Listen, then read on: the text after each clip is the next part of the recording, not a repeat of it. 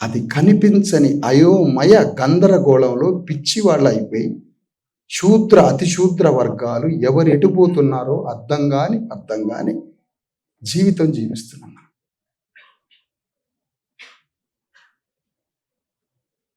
ఈ ప్రజల్ని రిజర్వేషన్ల ఉద్యమ యుద్ధం వైపు తీసుకుపోతే, ఈ పోరాటంలో పాల్గొంటే, ఆ పోరాటం అనేటువంటి స్వాభావిక లక్షణంతో వాళ్ళకి సోల్ తయారైనప్పుడు, ఐడియాలజీ తయారైనప్పుడు, ఆ ప్రజలే వెంటనే రిజర్వేషన్ల ఉద్యమంతో పేర్లగానే వెంటనే కానీ రాజ్యాధికారం కూడా బీసీ ఎస్సీ ఎస్టీల చేతికి వస్తుంది. ఇది జరగాల్సినటువంటి కార్యక్రమం.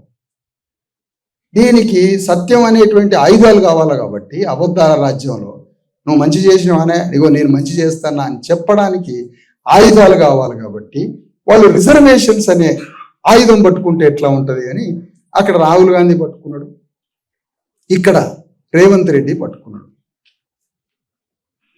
వీళ్ళు ఆయుధాలు పట్టుకొని పోరాడుతున్నప్పుడు యూనివర్సిటీ మిత్రులకి ప్రొఫెసర్లకి చెప్పేది ఏంటంటే, ఆయుధాలతో ఒక సత్యాన్ని నేను చేస్తా అంటారు, కానీ ఇద్దరి మధ్య వాట్సాప్ గ్రూప్ ఉంటుంది, చేయొద్దు అని. చేస్తా అనేది బయటికి పేపర్లలో, వాట్సాప్ గ్రూప్ నువ్వు చూసే అవకాశం లేదు. వాళ్ళ మధ్య వాట్సాప్ గ్రూప్ ఉంటుంది, దాని పేరు యాంటీ బీసీఎస్సీ ఎస్టీస్. ఆ వాట్సాప్ గ్రూప్లో వాళ్ళు మాట్లాడుకొని రిజర్వేషన్స్ లేకుండా చేస్తారు. రిజర్వేషన్స్ని లేకుండా చేస్తారు, కానీ రిజర్వేషన్ ఆయుధంతో కొట్లాడుతూ ఉంటారు వాళ్ళిద్దరు. రాజ్యం నీ వైపు రాని, నా వైపు రాని, ఎవరి వైపు రాని. అక్కడ మూల సింహం నిలబడింది అనుకోండి, నువ్వు అన్నావు కదా, నువ్వు అధికారంలోకి వచ్చినావు కదా, ఇగో అమలు చేయి. ఎట్లా అమలు చేయాలనో నిలబడే మూడవ శక్తి, శూద్ర శక్తి అక్కడ నిలబడితే 100% రిజర్వేషన్స్ అమలైంది.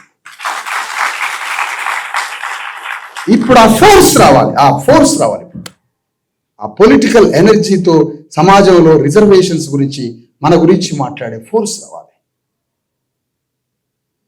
ఆ ఫోర్స్ కోసమే ఈ పోరాటం. 42%.